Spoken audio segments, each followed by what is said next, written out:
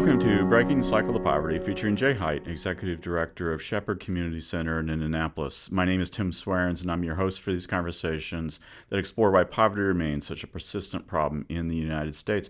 On this episode, Jay discusses with McKenzie Scott Lewis, Senior Director of Congregations with Community, the obstacles that people in poverty often face and how the church can help. Jay, would you introduce McKenzie to our listeners? Yes, I've got to know him in the last few years, and we have great meals together.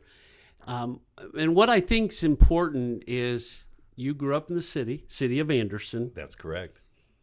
A lot of your peers who you played hoops with took different paths. Yes. And you're both a pastor.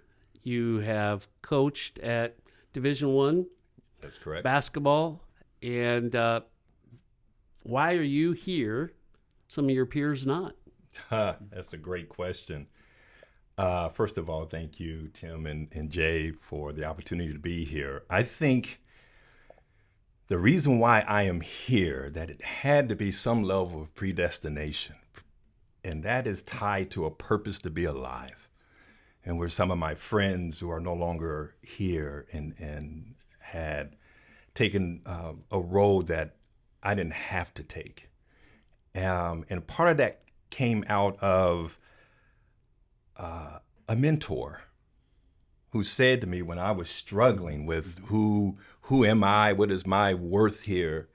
I had an older brother who 1 year older, was tremendous in basketball. Just to give you a flavor, it's Anderson. We got to talk basketball, right? In a high school game, he scores 39 points, right? And the next night, which was a Saturday night, he scored 39 again. Just incredibly gifted and a Division I basketball player. And then I had a brother underneath me, Troy Lewis, who is Mr. Basketball in the state of Indiana, right? So I'm sandwiched in between, and you're never as good as you're not as good as your oldest brother, and clearly your younger brother can run circles around you. So with sports being such a calling card in Anderson, I struggled because I simply wasn't as good. Mm-hmm. And my mom and dad got divorced when I was 4, so I was feeling the sense of abandonment. Where's my father? And I remember walking down the hallway in middle school, and I'm coming out of a classroom. And this classroom was a special classroom, right? Mm-hmm. It was for all of us who they term as slow. And my classmates used to tease me because there was a special bell that would ring, and then slow people exited the classroom and then into our special classes. And then when I came back, I was chided as well, right? Mm-hmm. And I remember coming back from that special classroom, and it was like I'm by myself in the hallway. I remember what I was wearing, the whole 9 yards. Mm-hmm. And it was like, my middle name is Scott, so everybody at home calls me Scotty, right? Hey, Scotty. And so I'm looking around like, okay, what's up, mm-hmm. right?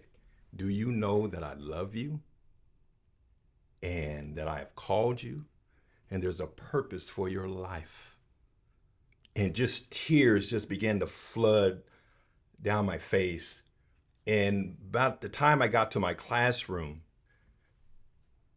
I heard, hey, don't forget, God speaking to me, and how I heard it. I love you, and I will never leave you nor forsaken you. So I get back in the classroom. 3 days later, we're having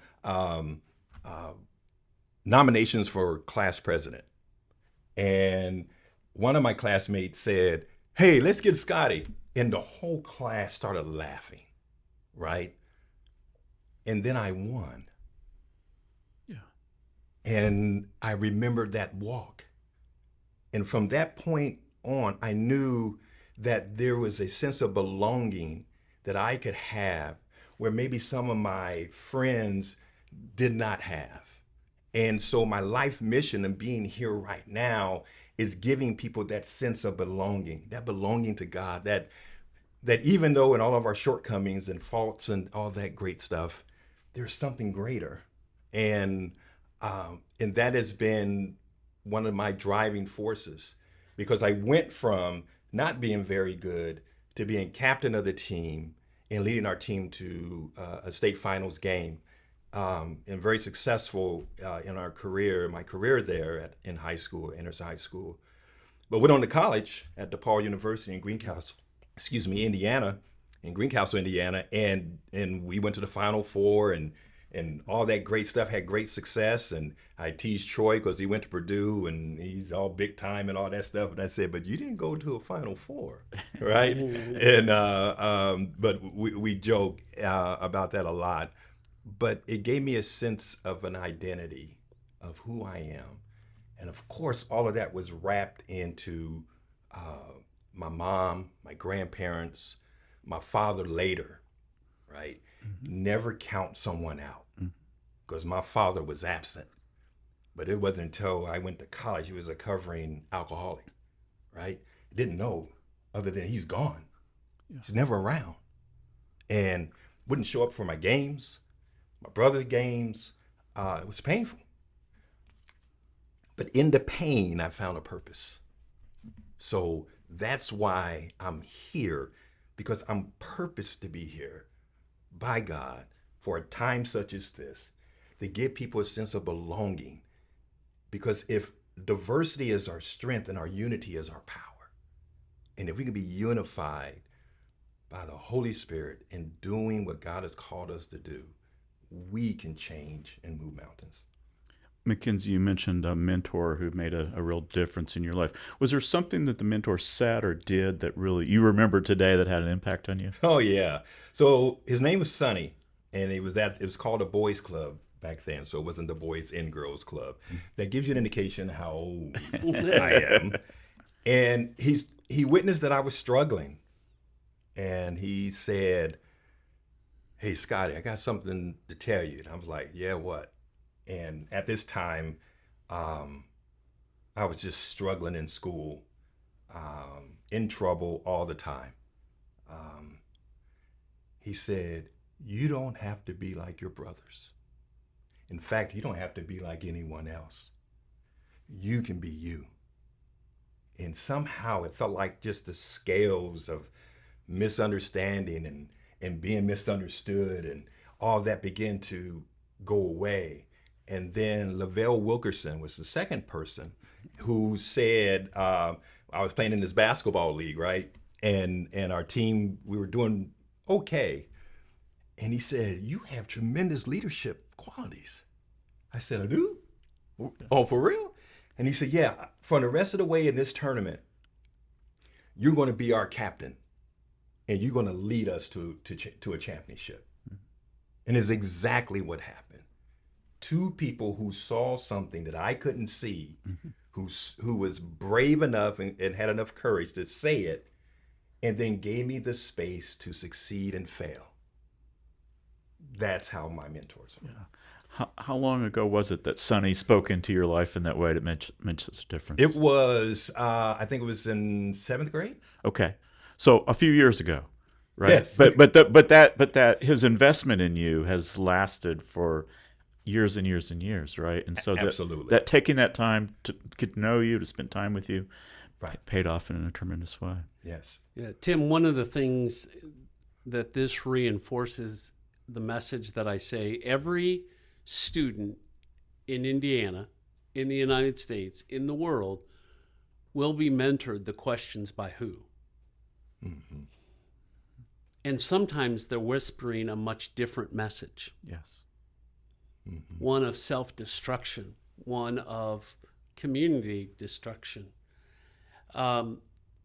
And this story is a reminder. You go on to coach at East Carolina. That's correct. And you had the opportunity to have impact on young men's lives. That's right. It's a product of. It's paying it forward. I think if we just took a moment today, there are going to be ones that we would name, like Sonny, that have spoken to our lives. I want to challenge folks, who are you speaking into? Because if we're not speaking into the young people's lives of our community, there are others more than willing to whisper lies into their lives and lead to their destruction. When you wonder why were several kids at 2:30 in the morning downtown with guns as young as 13, and a couple end up dead, who's whispering into their ears? Who's encouraging or discouraging them? And I think this is our responsibility. These issues of youth today, who we talk about their lack of self-esteem, their challenge with mental health issues. Even back then, there were challenges, and there are for each and every student today. We've got to be active and fill in the role that a Sonny did, and now you're speaking into many other lives. Right. Yes. In fact, that is if I describe it as a feeling, I won't give it justice. It is an overwhelming experience of helping others cross that river of racism, or the river of poverty, or the river of discontent or loneliness, or the river of mental health challenges. To say, well, when I'm speaking to you, as I'm engaging with you, I'm not better than you. Right? Mm-hmm. And I think the most powerful mentors are the ones that can relate with the language that the other can get and understand. That I'm not helping, oh, poor them. In fact, I actually see great value in them. Right? And that value, I pray, gives them a sense of self-worth, even if they don't see it in themselves at that moment. Right? That seed is planted. Yeah. So you were a basketball coach in Carolina. Yes. And you entered the pastoral ministry, and now you're a pastor of pastors. Walk us through that journey. How did you go from coaching Lord. on the college level to becoming a pastor? Well, so my basketball coach at DePaul was Mike Steele, and we were really strong in our 4 years. Like I mentioned before, we played in the Final Four and all that good stuff. He asked, I got walking pneumonia my senior year, right? Mm-hmm. And at the time, we had the nation's longest home court winning streak of any team, Division 1, 2, or 3 in the nation, right? And so I can't play. And he asked me a question. He said, "You ever thought about coaching?" And I was like, well, I do the intramural stuff and all that great stuff, but not really, because I did an internship at CNN Sports at the time, TBS Sports. Mm-hmm. And so my goal was to be a broadcaster, sports broadcaster. And he said, well, just think about it. So after the season was over and all that great stuff, he calls me up at 3:30 in the morning and says, "Hey, you ready to go to work?" And I said, yes, without hesitation. And I had an agreement to go back to Atlanta to work at CNN Sports. And once I was there, East Carolina at the time in its basketball program was considered one of the top 5 worst basketball programs in the country. And so we were able to, have a player, Theodore Blue Edwards, who ended up being drafted by the Utah Jazz, the 21st pick in the first round, and other players who played overseas, doctors. They became doctors and lawyers. So we knew that we were on the right track, but as assistants, maybe we didn't do a good enough job because he was let go. New administration came in, mm-hmm. and he was let go. At that time, I had rededicated my life back to Christ. Mm-hmm. And so God was moving in an interesting way at that time, and he didn't release me to leave. So, excuse me. So I'm working for a nursery. I'm working for my church. I'm cleaning it, bathrooms, to picking weeds out of mall beds and things of this nature around the city. And the chancellor of East Carolina University contacts me and says, "Hey, I recognize the work that you did on our basketball team and what you have done in the community. Will you help me diversify my faculty, staff, and students?" And I said, yes, because for me, that was the tie-in to how you build teams.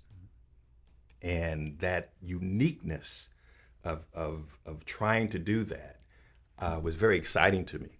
So I got trained by lawyers and started doing that work, and at the same time growing at our church.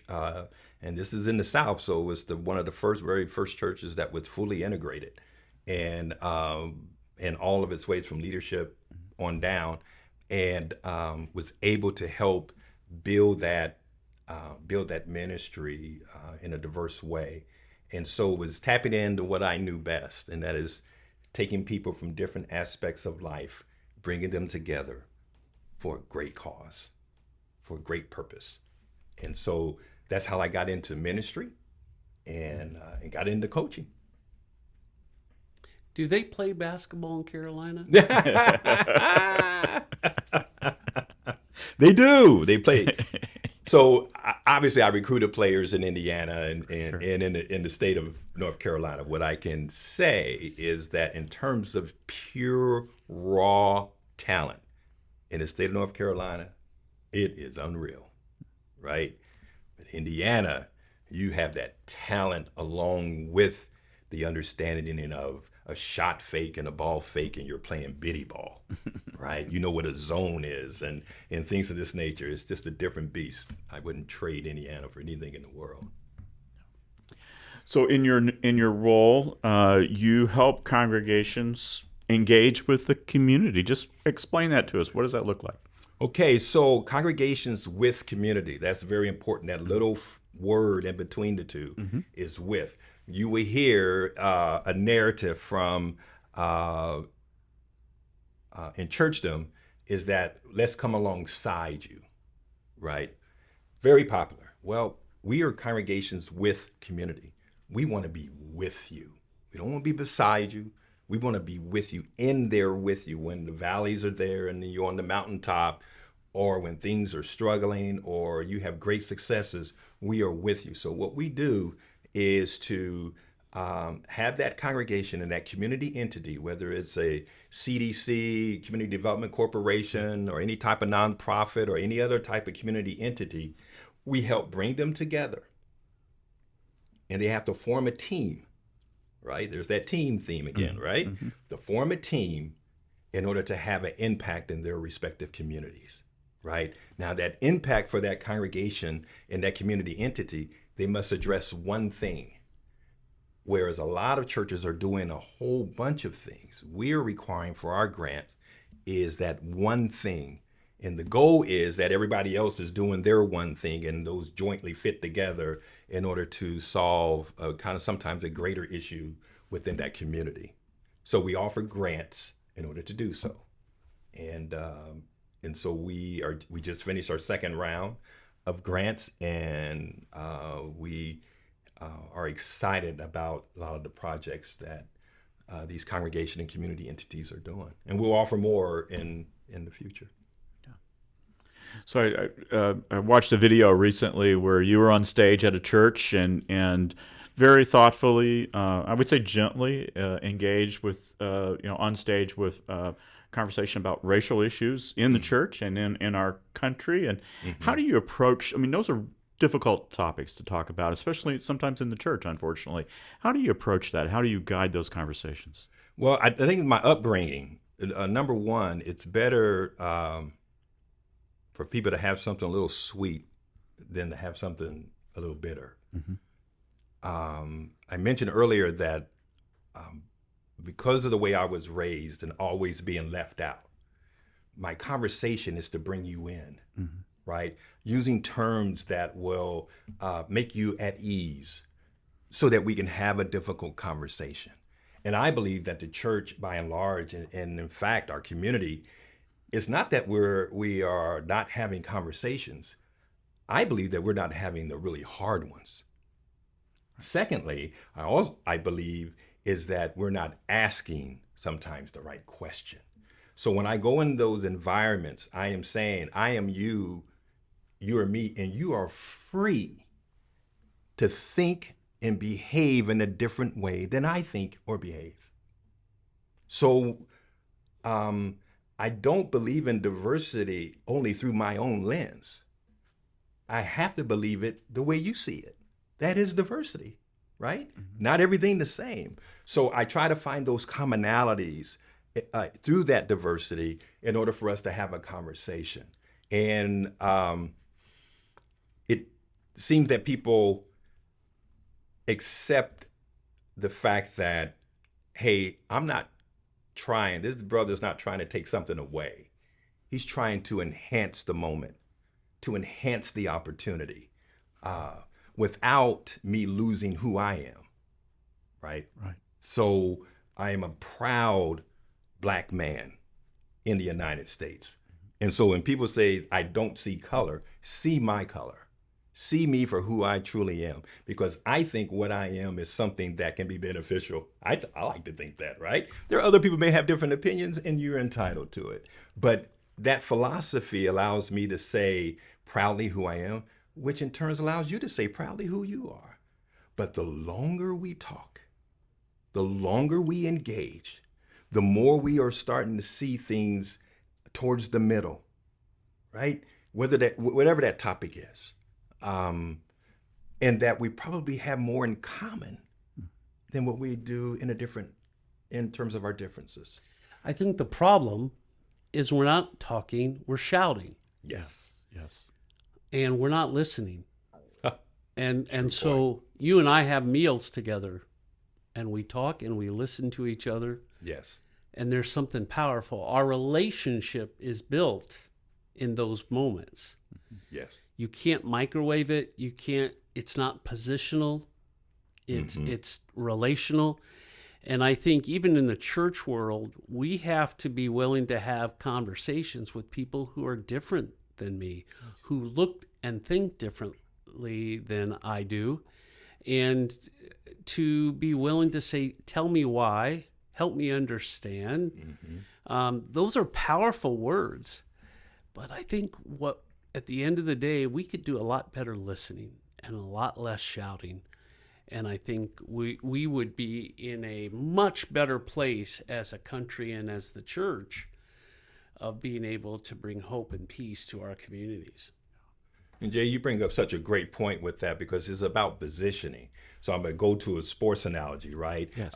So you are a Cincinnati Reds fan, right? God's team. God's team, I see. And in other words, the Dodger blue, you're not a big fan of. Okay. So we're God's we can end this now. Touche, my friend. Every team has a catcher. That catcher is designed to get in a position. That position is to receive that pitch. And the problem, I think, in churchdom and our congregations and things of this nature, in terms of the ability to listen, as you spoke about, is that we're not in position to catch, to understand, using that ball as a symbol of understanding, or a way to relate, right? So you have to be in position to get it. What we are doing so often is lording over community, lording over a conversation as if we have arrived and we have all the answers and our value is higher than your value. Let me help you see it the way I see it. Well, and look where it's gotten us. That superiority complex of that says that because of my position, whether it's economic or our jobs or what have you, or whether we're a pastor or, we'll look down on other people in order for us to feel good about who we are and then proclaim that God is with this. You and I talked about this at lunch. The first church, the church in Antioch, you had an Ethiopian African, you had an Egyptian African, you had a Mediterranean Jew, you had a Roman, and you had a Hebrew from Israel, all coming together to create what is the church. God brings together. Sin divides. That's what happened at the Tower of Babel. Sin led to division. the power of the Holy Spirit at Pentecost brought back that unity. And then the church was established, bringing people of different races, of different backgrounds, poor and rich. Barnabas was wealthy, and said, "This is my church." I think we need to regain that. What final thoughts do you want to share with our listeners in this episode? Well, I think appreciate your leadership. I want us to take away some lessons, and that is speak into kids' lives. Someone spoke into your life. Absolutely. And decades later, it is still bringing about a return. And I also think the idea that we need to take time to listen and to hear others' perspectives so that we can better understand. And probably a good time to remind people that you can volunteer and be a mentor at Shepherd. That's right. Jay, how do they do that? Well, they would call the office and talk to Becca Kidd. And Becca is our chief program officer, and she would get you assigned to a student. You could come here, read with them in after school, tutor them, do things so that they know that there's someone who cares and someone who's whispering those positive things that whispered into your life. Yes. Thank you, Jay and McKenzie, and we're going to continue this conversation in our next episode. For 40 years, Shepherd Community has made a lasting difference in the lives of thousands and thousands of neighbors. The Shepherd team couldn't do that work without the support of donors, partners, and volunteers. To learn more about how you can help, please visit shepherdcommunity.org. Thank you for listening. Thanks. Thank you.